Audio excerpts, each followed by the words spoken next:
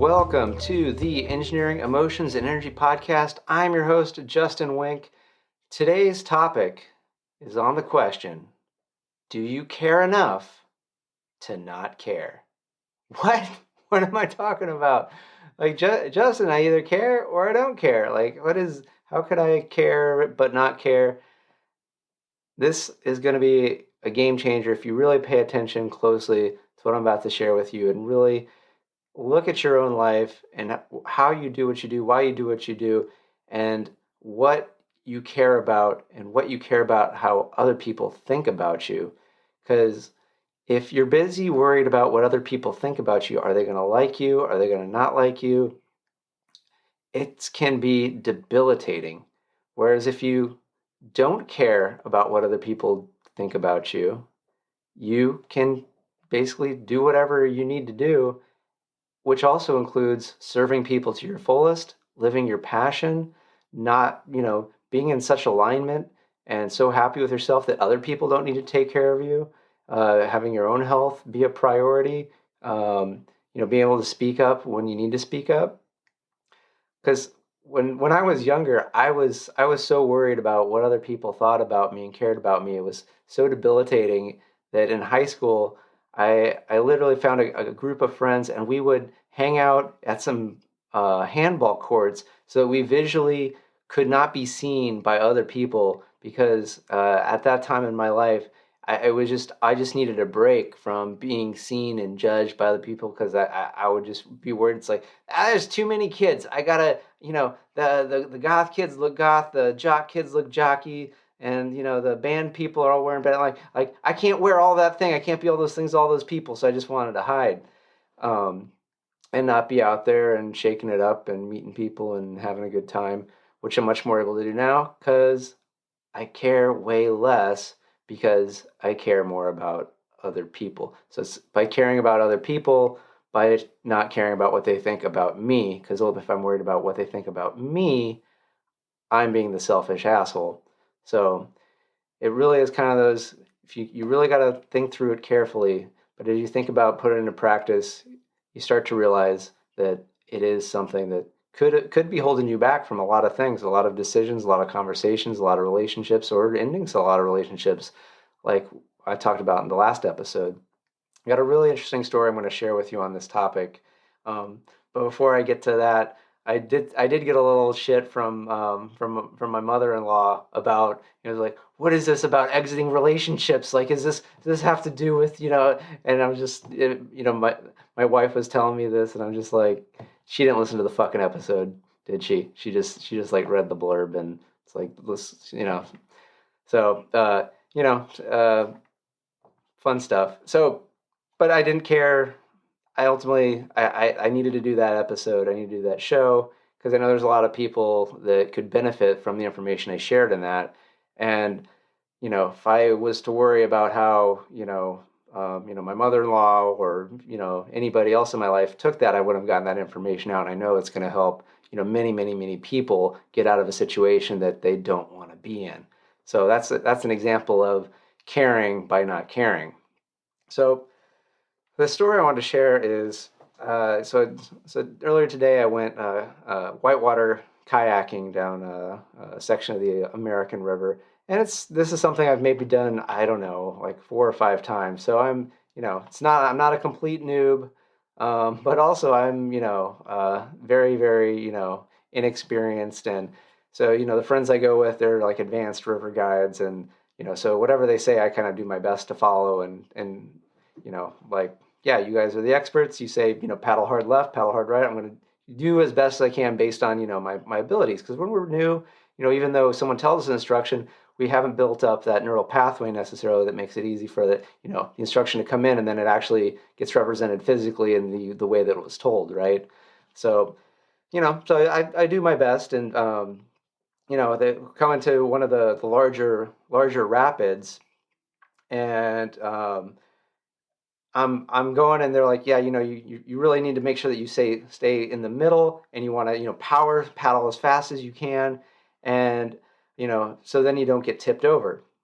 And so come to this really big, like, kind of ridge that dips down, and then this big wave, and my kayak starts tipping to the left, and I go to paddle left, which would make my kayak go right, and my paddle was twisted about 90 degrees. So instead of getting a full powerful paddle stroke, I got nothing, nada. So instead of turning to the right, which I needed to do, I ended up shifting left and then getting tipped on over. And this had been my first time getting tipped over in a rapid. So I was under the kayak and I'm like, let me try to flip this thing over while I'm underneath it, which turned out to be a horrible idea. But I spent like, I don't know, it felt like a long time. It was probably only 30 seconds, which to me, and also apparently to the people around me, seemed like a really long time. And so I started to hear like, hey, get from under the kayak. So I got out from under the kayak and I was holding my paddle because one of my buddies who's like he's an amazing kayaker, amazing. He was telling me a story about how he always likes it when he's with people that can sort of self rescue their gear if they end up turning over, because usually it's like you flip your kayak and then your paddle goes places, and other equipment could go places, and so it's always a pain in the ass if you let all the other people get your stuff, right? And so me, kind of like I want to be the hero. So I'm going to hold the kayak. I'm going to hold the paddle, um, and so I'm trying to hold on to all this shit, and still going around the rapids, up and down, and then I'm like still trying to like then flip the kayak up over, get it upright. And I didn't realize how long this rapids was. It was a really long stretch of rapids. We're probably talking like 2 to 3 minutes of floating in class 2 plus class 3, something, some pretty intense rapids. And then I'm trying to remember the training of like, oh yeah, you don't want to try to like stand up because you could get your foot stuck under a rock and get trapped under there, and that's how you can drown. And so I'm trying to remember that, and then trying to remember like, how do I get the kayak moving, hold my paddle, and then I see my dry bag, which is a bag that you take all of your valuable things that you don't want to get wet and you don't want to get lost. You put those in this dry bag so that if something like this happens and it ends up floating in the river, it'll be it'll be easy to.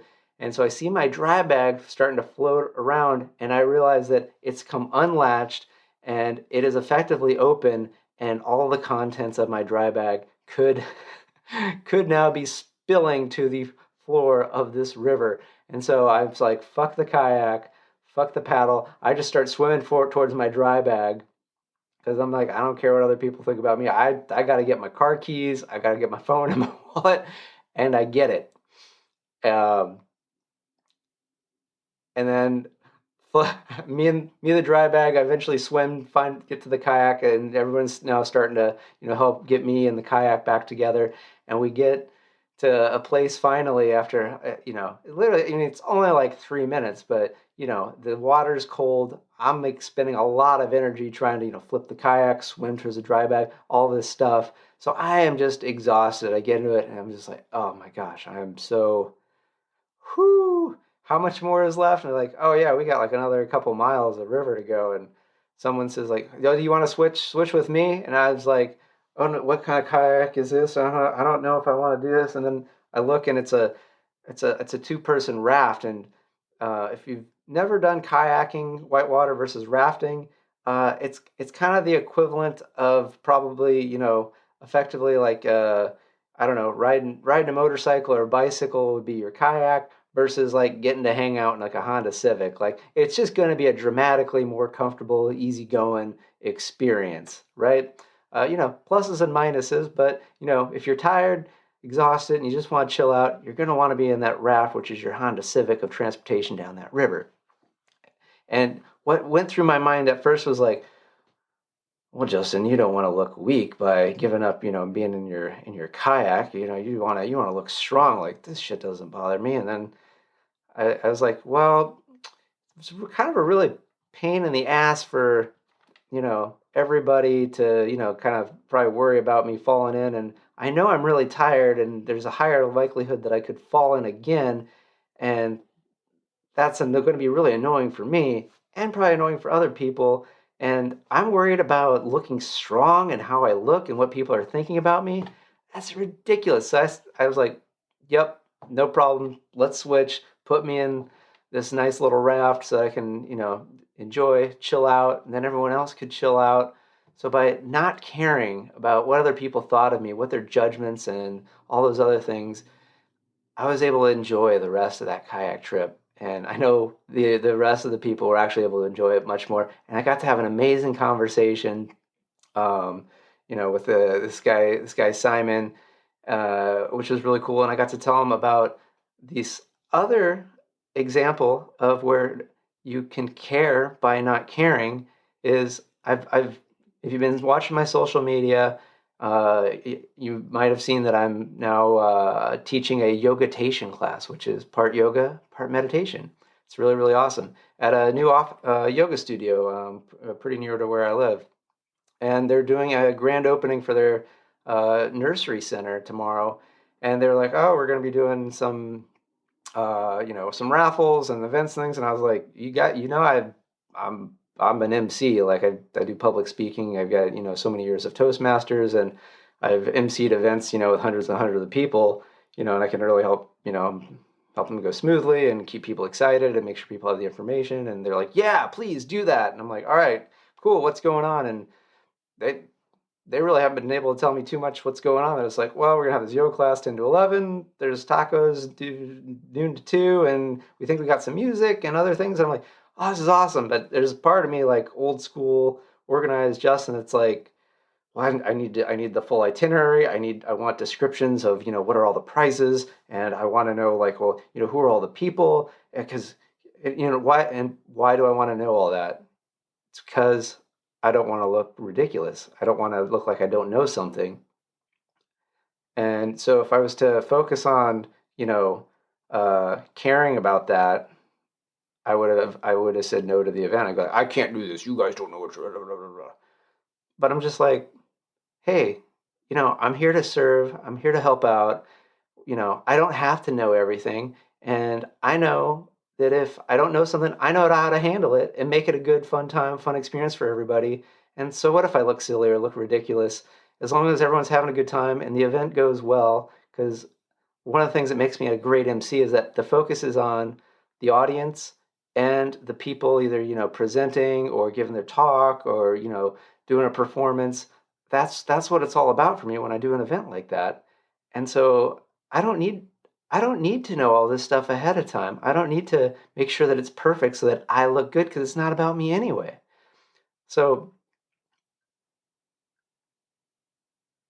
that's all I got for this show, ladies and gentlemen, boys and girls, puppies and kittens, giraffes and whatever other animals. That's kind of the show. So just whenever you feel like, man, I don't know if I want to do that, or maybe, oh, I got to do that.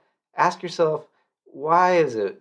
What am I really caring about? Am I caring about, the results, or am I caring about what people think about me? Am I caring about their judgments?